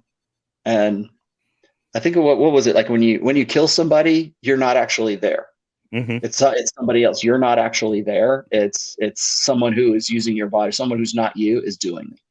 And it's kind of like a lot like that, at least in like combat situations. I think it's like the person who's going to win that fight is not necessarily the most skilled guy. It's the guy who's crazy enough to say, I'm going to fucking kill you. That's just where it's at. And I'm not saying, I'm going to go kill somebody in Saber. I'm just saying that it will make you more, if you have to get to a point where you get the eye of the tiger and you have to want to win. And when you get to that point, like you have to want to win better than the guy that's like across the strip from you. And it took me a while to really sort of digest that. But once I did, and I wasn't afraid to hurt the dude, I mean, shit, I had already had like all these, whip hickeys on my, from getting hit so many times. I'm like, fuck it, I'm going to hurt the guy too, because he's out to hurt me. Fuck that guy. And I mean, I've still got the scars on my hands. So I would come home with like hickeys, like all up on, like certainly up on, it's always on your wrist, because that's the primary target for Saber. So I would come back with all, like, I look like I'm shooting up, because I have so many lashes right there. And then every once in a while you'll catch one over the top of the head, or like over your back or whatever. Right. And you get hickeys, and then after a while you go, yeah, I want some more. That's like, they're like stripes that you're like, that you want to keep. So it's a badge of honor. There is something immensely, I am never more focused, satisfying, or both in the moment but detached from the moment, as when I'm either sparring in any kind of martial arts, be it fencing or kung fu, karate, whatever you like. There's like a zone. You get you just get in this zone and focus, and it's like everything is a counter or an attack, or block, counter strike, or parry, riposte, strike, parry. It's parry, strike. So, it's just there in such a way that you are totally in the moment, but it's like you're there, but you're not there. You're there in that time and space. There's a flow, but your mind is not there. You're not thinking about it. You're just doing. Everything is pure action and reaction. Zen. Yeah. Well, there's a reason why Zen became so popular with Japanese samurai, because it worked in well with their fencing and their sword play, but it also kind of detached them from the committing murder, as far as killing the bastard across from you. And so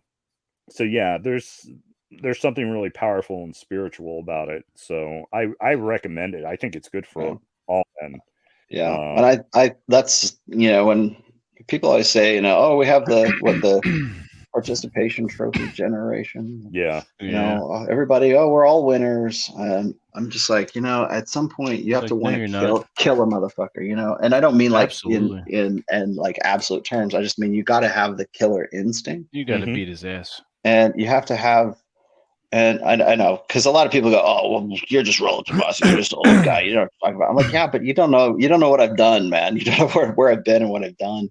And it's not like I've been to jail or anything like that. I'm not that much of a hard ass, but it's well, I mean, not permanently anyway. Well, yeah. But well, yeah, and we're not talking about becoming, you know, special ops Navy SEAL badasses or anything like that. Yeah. We're just there's just something that it's just good for you. It's good for you mentally to be in that space. And you know, I think that's one of the things people like kind of lost their shit on me about, like back in the day, because I would say, like, you know, people would say, well, don't you think, you know, human beings, we need to, you know, be in the moment and we need to express our higher selves and this kind of shit. And I go, yeah. But we all, I mean, I'm not saying that you shouldn't want to be like, you know, a higher order being or whatever. Great. That's fine. But also you're also an animal, and you need to, like, I don't think enough people really embrace their animal nature. In fact, we try not to, right? I mean, it's like, that's all people. I know so many guys who just like resist. They're like, oh, you know, aren't we better than that? No, we aren't. And that's a good thing, man. Because I'll tell you, man, when I'm in the squat rack and I've got like the weight of a small car on my shoulders, I'm glad I have that, man. I'm glad I can, you know, tap into, you know, I can Hulk out, you know, if I have to. And it's good to remind yourself that you can still do shit like that. I don't think enough guys do that right now. Well, I think we have the opportunity to. Everybody talks about, you know, our higher selves and our betters. How many great philosophers or poets, you know, and whether we're talking ancient Greece or even more modern times, were soldiers at one point in time. You know, Socrates fought in a shield line, you know, a shield wall somewhere. So the one is not mutually exclusive to the other. I'm not sure that you can be your better, more philosophical, poetic self until you've stood across from some guy who wants to beat the shit out of you. Yeah, trying to kill you. Yeah. You know. I've been in very few life, you know, threatening situations. I'm in a couple, but I mean, over the course of like 54 years, I've gone in a couple of things could have gone a whole lot differently. Just put it that way. Right. But one of my people always ask me, like, what do you regret? And I'm like, I don't really have too many regrets, but if I have one, it's that I never joined the military. I wish I would have joined the military. My father was a Navy man, and he was in the Navy in 1958 to 1962, somewhere around there. 62. I think he did a 4-year term. But I'll tell you what's interesting. You want to hear funny? You want to hear a weird story? Sure. My dad served on this ship called the USS Lansing. Okay. And the Lansing was a destroyer escort. My dad was a gunner's mate on this destroyer escort. And so this is 1958 through 1962. Right around, I think it was like his last year that he was serving. I think it was 1962. There was a operation called Operation Dominic, and Operation Dominic was the nuclear tests that they did in the South Pacific, you know, out by Hawaii. It was like 800 miles south, Johnston Atoll, as a matter of fact. Yeah. And if you ever go look up the Operation Dominic, it was a series of these tests, and some of them were air bursts, and some of them were on the ocean as well. Right. And you know, some of them were larger, you know, megaton payloads than others and everything. And it was funny. I actually looked this up later. My father passed away back in 2010, but he always would talk about like the time that he was on the ship. That was something that really sort of impacted even when he was losing his memory, he still remembered that shit, right? And so he was at the Operation Dominic. And I've always kind of kept in touch, or like I try to find out like who was on the ship and what was, you know, what happened to the Lansing. I have pictures of the Lansing. Yeah, and so I didn't realize this, but there was, and I still go back to it every now and then. There's a Lansing webpage that was set up for like crew members and everything. And the reason for that is because the guys who are the sailors aboard were exposed to toxic levels of radiation as a result of that. And so they were entitled to like, compensation from the government for, medical bills and everything else, because they are basically guinea pigs on these boats, and they were there just observing, essentially like a nuclear weapon going off, right? And so they did a series of these things, and I thought that was interesting enough as it was. But then I went and I found these ship's logs from 58 to there, and so the ship's logs are very detailed. I mean, they're like the captain and the I guess the first mate have to like put them on, and I didn't realize how poetic those guys were back then. They would actually every New Year they would write a poem to start the logs. And it was like, wow, that's interesting. But on the night of there's one of the larger tests. It was like 11:30 at night or 11:20 at night, when they were on open ocean, and if this has happened like several times, they sighted UFOs out there on the ocean. I mean, for like 10 and 15 minutes at a time. And they described it as the lights and everything were like they said it was a first magnitude star, and it would follow, and they said it was a UFO because there's no aircraft that could have done what it was doing at that time, and it was following the ships. And I'm like, my dad never said anything about that. so I was looking at this, and I looked at the other logs, and there were other incidences of UFO sightings, not just on the Lansing, but there were some other destroyer S-boats that were out there as well. Yeah.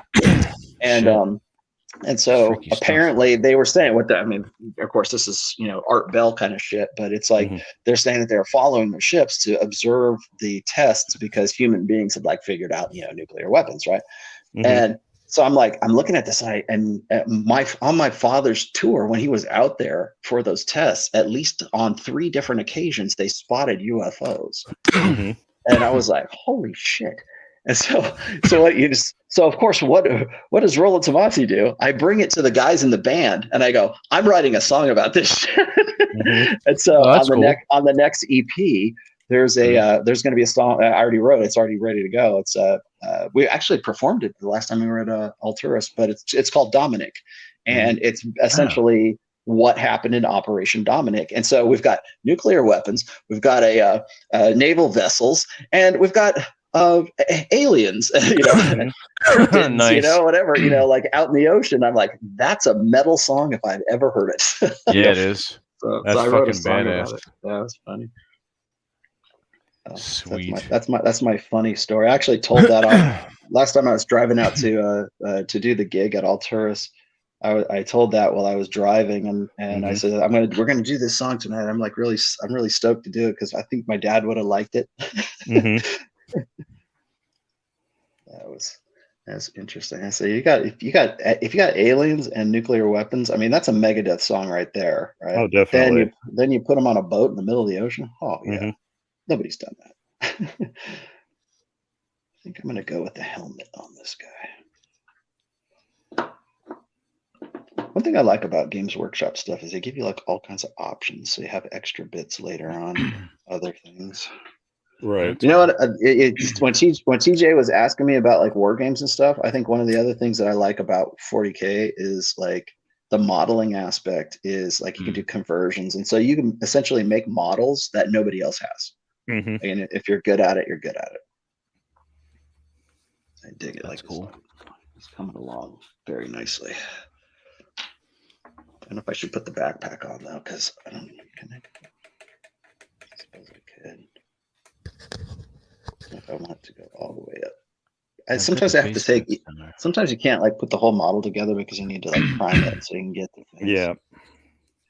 It's one of the paradoxes of the details. It's like you gotta paint it in sections. Well, there are lots of things you can do that way. I tend to paint several minis at once. That way, while I'm using one color, it's like, okay, who all needs this color? And I did the same thing process, but yeah, I'll tell you what's funny, Robert, you probably find yourself doing this too. Like when I started this hobbies, like I didn't make nearly the kind of money that I make right now. Right. So I'm always being very conservative with my inks and like, I don't want to take too much of that because it's like I could buy a whole freaking crate of this shit if I wanted to, but I still have that mentality of I don't want to waste any of it. I need to clip these bits and keep these bits in a tray somewhere, so if I need them later I'll have them. Yeah, it's funny, when it comes to some of the things that I collect, I have no problem spending quite a bit of money on it, but I'm also notoriously cheap. So even though it's like I'm spending, so the Aaron Clary gambit, I see. Well, it's one of those things where I know this is $1,000 thing. I have a chance to get this $1,000 thing for $300 or $400, which to say ex-wife number one, I'm going to spend $300 on this toy or this thing. And she hears, oh my God, I cannot believe you're spending $300 on this thing. And because no thing is worth $300 unless it's, a car or whatever. And I'm like sitting there thinking, you have no idea that this is worth what you're talking about. Or 4 times that. So even though this seems so expensive to you, it is so incredibly cheap. And that it's quite a deal. I'm basically stealing this from this person. Yeah. And but so yeah, that's and with certain collectibles, I play a long game. It's like this item I'm willing to spend this amount of money for. And I'm impressed with your Micronauts, by the way. I was like, damn, this guy's got a shit ton of Micronauts. He knows what Micronauts are. Holy shit. Yeah, I've yet to even begun sharing some of those pictures. It's funny talking with some of the guys in Japan about them because of course I know them from Diaclone and Microman, the Japanese origins, which a lot of the really serious Micronaut collectors do. I mean, you want to talk about a niche little hobby where everybody kind of knows everybody, and if you screw somebody over, you are persona non grata from here to eternity. That's one of those little niche hobbies because, like you said, it's not that well known of a toy line unless you're a guy of a certain age, and even then, it's some guys had them, some guys didn't. Some guys were like, well, yeah, I remember my neighbor had a couple of those, but I was more into Star Wars, so whatever. Yeah, Star Wars was cool, but I had Micronauts was my thing for the longest time. They're so great. They're great. They had a very high play value. Like there's so much you could do with them and interchange them and build things and make things. But so there's a construction aspect, but then there's also like these are absolutely fucking killer toys.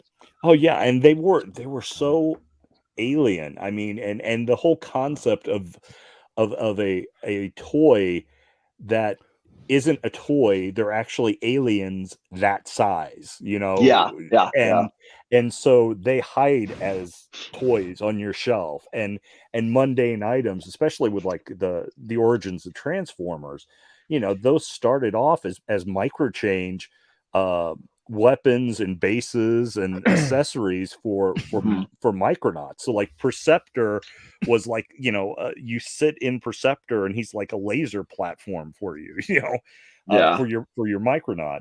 And so that kind of stuff is just it's gadgets, it's machinery, gadget, toy thingies, which is something that all males naturally obsess over.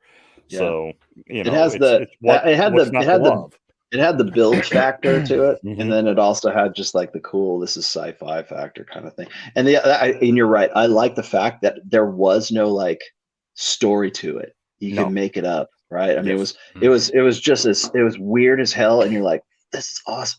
And I think that's an interesting topic, because I think that's what you want to know. Why I think a lot of fantasy and a lot of sci-fi and a lot of our stuff has gone sort of to hell with is that the creativity is done for you. It's not an open sandbox. Like, I think one of the biggest appeal of like Dungeons and Dragons that when I was a kid, I didn't realize this till I get older, right? But I think the biggest appeal was that it was technically what we would call an open sandbox, right? You could do it. Here's a framework. There is no story, but this is the framework, and this is what you can do with it. Go do something with this. Make up your own world. Make up your own characters. Make up your own thing.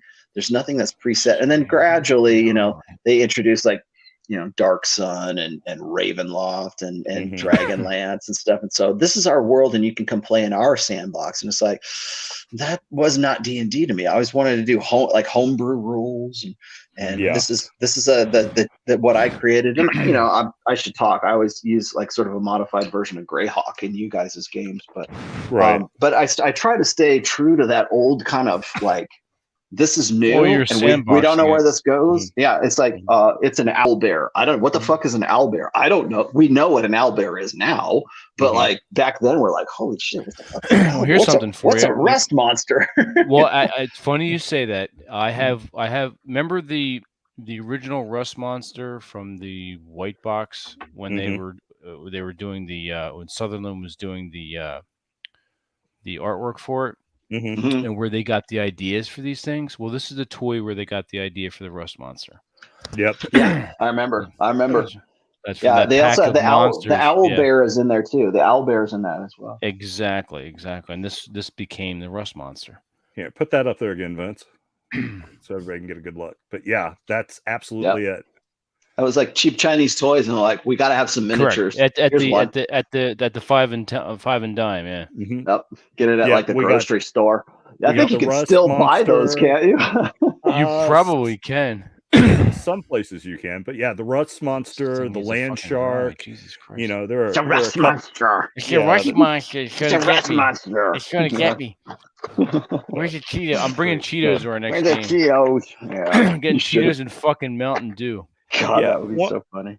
Well, see, that's one of the strengths of D&D, or at least the old school D&D, is everybody's campaign, at least those who actually played campaigns, were very, very different. And so when you talked about D&D, you were always talking about something different with everyone you talked to. Whereas a game like Das Schwarze Auge in Germany, which is the Dark Eye, it has always been in the world of basically Aventuria. So anyone who has played that game anywhere in Europe has essentially, no matter what edition, played the same game, because it would be as if the only setting for Dungeons and Dragons was either Greyhawk or Blackmoor, and those were the only two campaign settings, was one of those two. So everybody that played D&D played Greyhawk. I know guys who played first edition D&D who either never played Greyhawk, or the only thing close to Greyhawk they might have played is if they played one of the Keep on the Borderlands or something like that, because their campaign was always whatever world they created. I mean, my group, our main campaign world was basically North and part of South America, because we just took a map of what we knew, because we knew what the geography was like in various parts of the United States. So it's like, okay, there are two major dwarven strongholds, one in what is effectively the Appalachian, and that's where the hill dwarves lived, and then the mountain dwarves all lived out west in the Rockies and the Sierra Nevadas and stuff like that. That is where the great mountain dwarf strongholds were. And halflings live somewhere in the plains of the Midwest, New York basically had a Greek-like culture, port cities and stuff like that along the coast. And so that's how we built our world, based on what we knew of our own country's geography, and then the stuff from history that we like to blend in it. And as certain characters got more powerful, they became higher mucky mucks and lords, at least those that survived long enough to actually become name level. Because when you play first edition Advanced Dungeons and Dragons by the rules, there's a very good possibility that your character's not even going to see level 3, let alone, reach. Well, if you're in Jeffro's campaign, absolutely. He tried to kill us, that bastard. That was like from the rip, man. I mean, from the word go.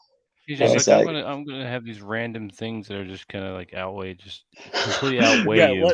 Let's take fucking 3 kill you. boss level monsters and put them all in one place, and then we'll throw a sphere of annihilation in as one of the traps. Yeah, and the hand and eye of Vecna. So what the fuck, dude? I did get the eye. Dude, I had the hand for a while. Yeah.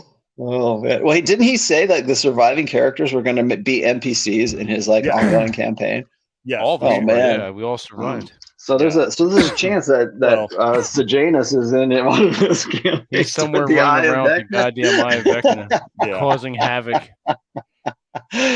Oh shit, that's too funny. Well, all of us survived except for Amos's character.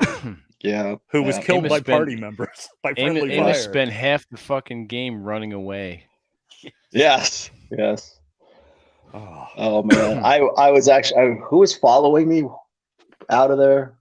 Was it Drew who was following me out? It may have been. When we got out, I had half a mind to try to delay him so the zombies would eat him. I'm like, should I be a prick? Nah. Oh no, maybe it was was it TJ? Maybe it was TJ because TJ. I think it was TJ because TJ resurrected me, so I okay, I can't. You felt bad. You felt bad for a few minutes. Because it took me a while to figure out what kind of game we were actually playing. Right. Yeah, because I when we got in there, it's like, oh yeah, there's a beholder in front of you. I'm like, are you out of your fucking mind? I know, where's the dragon? I'm like, right away. I mean, this money shot right at the gate there, and that's when I realized, okay, I see what we're doing here. Because I was expecting Jeffro to give us this big, because he wrote Appendix N, right? I was expecting this sweeping. Yeah, I did too. I was like, oh, this is gonna be great. He knows what he's doing. Trying to kill you is what he's trying to do. He just pulled some shit out of his ass from the goddamn monster manual. He's like, oh, how about this? Oh, you killed that? Oh, you met? Oh, God, that was the luckiest thing I've ever done in my life. Rolling that natural, and I did it right on the camera too. So there was no question. Yeah, that was right the fuck in there. Yeah, and I was like, oh, this is D&D. Well, and what's funny is the three of us are the three that took something out. You took out the Beholder, Vince took out the Dragon, and I took out an Umber Hulk. Yeah. And then suddenly there's an Umber Hulk now that the Beholder's dead. Yeah. I'm like, is that how this is going to go? Okay. It's like, yeah, I see what you're doing, you bastard. Yeah. So all of us at that point, I'm like, okay, now I got a power game. It's not about the narrative; it's about power gaming at this point. Yeah. Oh God, did TJ leave us? Where did he go? Yeah, he vanished. I think it's past his bedtime. So yeah, I got to bail pretty soon too. I got to go get something to eat. He's the youngest old man on the internet. Yeah, although I'm enjoying this immensely. We got to do this again. Oh, definitely. Absolutely. We'll keep it in the rotation. Yeah. We'll definitely keep in the rotation. It's like a stitch and bitch, you just sit there and just kind of do your shit. Right? Yeah. Absolutely. I'm totally fucking up this dry brushing, but fuck it. Yeah. I don't know, I got on a building kick all of a sudden now. I was going to do this Mind Stealers thing. Well, hell, we could do model kits some night too. Yeah, well, that's all I do right now, right? Because I didn't. Well, usually I have a much more organized table here because I'm doing units for specific reasons, in specific armies. And since I haven't painted and I haven't built in so long, I'm like, I don't know what I'm gonna do. Yeah, I'm just trying to. I'm like, these guys want me to actually do something at the hobby table. That's right. That's going to be a show. Cappy was talking about the fact that out in Vegas, there's actually a pretty decent game store where he actually, I guess, there's a lot of them. He's wanting us to come out there and I'll go out there. One of the things we said, he said he'd have us hit. Yeah, I wish I could have gone to Gettysburg with you guys. I wish I could have gone and done that, but it was fun. I think I would. When did you guys do that? Last week or the week before? I think I might have been in Miami when you were doing it. You may have been. It was last Monday through Friday. Yeah. Yeah. I really wanted to do that. I remember I used to, when I was an art director I was art director of a, well, I guess I can say what it was. It was the Horizon Casino up in Lake Tahoe, way back in the 90s. And they had a sister property that was out in Mississippi, and it was called the Lighthouse Point Casino, and it was a riverboat casino on the Mississippi in Greenville, Mississippi, which is just a little south, I guess, of Jackson. And I'd never been to the South before in my life, and so because I was the art director of one casino, they're like, "Oh, how would you like to be the art director of two with no increase in pay?" So nice. I did get a trip out there because I had to go set up shop out there so that they would know how to, take my files and work the way I worked. It was kind of fun because like everybody was, I was a very important part of that team at that time. But I had never been to Mississippi, and so I went and actually saw some of the Civil War stuff that they had up there. There you go.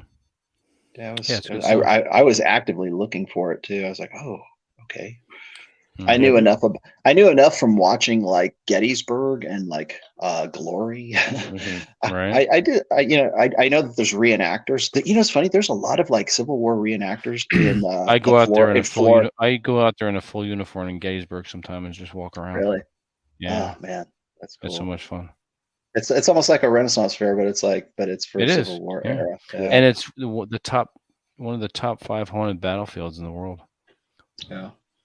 I had a friend who was actually I don't know why this is, but like remember I told you guys like I was not into like Napoleonics or historical war games when I was a kid.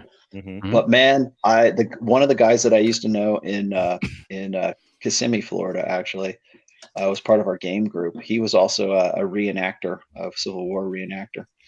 And he and a couple of other guys really got me into historical kind of games. And we did American War of Independence, like the yeah. And then of course everybody liked to do the Civil War stuff too. But I never really got into it until with a bunch of that stuff. I learned more about the American Revolution from playing those war games than I did from God knows how many years of high school and college history classes. Oh, that doesn't surprise me at all. Yeah. TJ and I met in Kansas City last year to meet up with some people, Quintus Curtius, not being the least of which, but we played Blood Red Skies. Oh, the World War II fighter plane game. I was responsible for doing I didn't do the game development, but one of the guys who got me into historics was this dude who created games. He made games, and then we would go to like Historicon and we go to some of these conventions. And I didn't really know much about like the scene or anything, but I did the graphic design for the rule books for them. And as a result of that, I of course got into playing them, and I had to, understand everything had to be, very specific to that time frame, because everybody is like, okay, this is period and this is not, and they wouldn't have worn that shade of blue and this shade of red, and it's like they know all that shit, and I'm like, how do you? Well, they just because that's their thing. They're history buffs and they really like that shit. Some of them are actually history teachers. So, but I never got into it. I think maybe what happened is the reason I got into it later is because like the older you get, the more appealing historics are. Oh, absolutely. Because I had no interest whatsoever when I first started playing like Space Hulk, but like then. Like later on, here I am in my 40s and I'm playing like historical war games and I go, I'm old.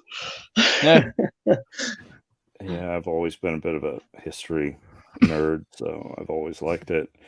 But I've been to Memphis once, and basically all I did was music stuff. I went to like BB King's to hear some live music and have lunch and hit Sun Studios and that kind of stuff. I've been to Nashville. I've been to Knoxville. I've been to. I spent some time in the Smoky Mountains. That's the first time I ever saw fireflies. Really? I wanted to see fireflies so bad. Cool. We call in South Jersey. We call them lightning bugs. Yeah. It was in Tennessee. It was in Smoky Mountains, And it was like out by Pigeon Forge, like Gatlinburg, Pigeon Forge area. Yeah. But that's and that part's really touristy. But like if you go to, I forget the other name of the place, but up in that area, there's like all these cabin rentals. Mm-hmm. And originally I wanted to go there just because there was some good trout fishing out there. Mm-hmm. And then I was like, I want to see fireflies. And my wife had seen fireflies before because she's actually originally from Texas, and her mom's from the South and everything, so it's like not a big deal to them. But like I'm like this punk ass kid from like California. I've never seen fireflies in my life, right? So it was a big deal to me. I thought it was fun, but I would go back to Tennessee. Tennessee was great. I've driven through Tennessee. I might end up in Florida at some point. Is that your final destination? We'll see. I don't know about final, but I just kind of depends on what happens. I've got some irons in the fire, and it's not Fresh and Fit. It's actually Valuetainment, which is actually a bigger deal. So I got some. We're in talks right now for. I might do a show with Adam Sosnick, based on Red Pill stuff. So that might be coming. Cool. That's in the work. We're talking. We're in talks right now. So nice. But if it works out, then it's a possibility I might end up somewhere in South Florida. I'm not really sure. But again, that's a big if at this point, because it would have to be a contract, and there'd have to be enough money on the table for me to like actually move out there. So we'll see. We'll see. Yeah. All right, guys, I'm gonna go. I gotta go get some food. All right, This has been fun. We got to do this again. Definitely. Next time I'll actually paint. I'll have something ready to paint. All right, let me move over to the actual computer here and sign us all off. Ned's right here too. He's like, "What's going on, Dad?" I have the door of the studio open, so he's like, the dogs come in and out. Cool. Yeah, it's all right. And his I used his dry brush is a little too bright. I'm going to go over it with a darker one later, and then I'm going to do the soft tone and see how it comes out. Yeah, the dip works good. A dip's good for like armies if you want to do quick stuff. So. Yeah. I have done exactly. That before. All right, everyone. Thank you for joining us, and make sure, like I said in the beginning. Yeah, pick that up. Oh, also, hey, don't forget, I don't know how many people are watching right now, but don't forget the Red Pill Lions NFT is now live. Right. You can pick it up. Just go to redpilllions.com and you can get and it's actually, it has exceeded our expectations for sales. Really? And we're only 3 days in, well, 3 full days in right now. Cool. And like people have bought, I mean, we're selling it, I think it's for like $220, but like people have flipped it for like $3,000 already. So like some of the stuff is like really collectible, and I had no idea it was going to take off as well as it has. So I'm very pleased, but I think it can help a lot of people out too. If you want to make some money off of it, it's not a bad investment. So cool. But anyways, and they're fun and they're cool. So all right, cool. Go check that out, guys. I'm gonna have to go do that myself. I think I started following the NFT Lions Twitter account. Yeah. So that's nice. And thank you, Chris. This is me getting back into painting again. We'll do this again.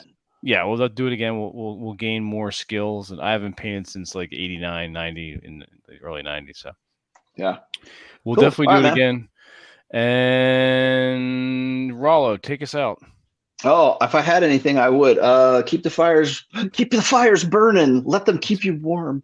I'm trying to do a TJ. I don't know. I have no idea. I don't have my soundboard here I'm on my laptop when I'm over here. Okay, I'll finish it. I'll augment that. Yes, keep the home fires burning. Keep the lead shooting downrange. Never take any wooden nickels, and always keep the wine flowing. There you go. There you go. Everyone, thanks for joining us. We'll do this again. We'll have next week we have Griffin from the Blackmore documentary. Oh, cool. And he's going to be talking about the origins of Dungeons and Dragons. Basically the original origins of how D&D got its start with the Blackmore world and David Arneson. And It's very sad. David Arneson's father, John, passed a couple weeks. There you go. Get the DVD. His father outlived his son, but the father passed about a week and a half ago. Wow. That's pretty sad. Yeah.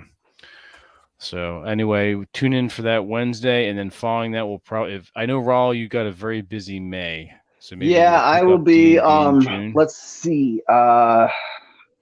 I have to be in Vegas on the 12th, which is a Thursday. My daughter is actually graduating on the 13th with her master's degree, magna cum laude, I might add. Nice.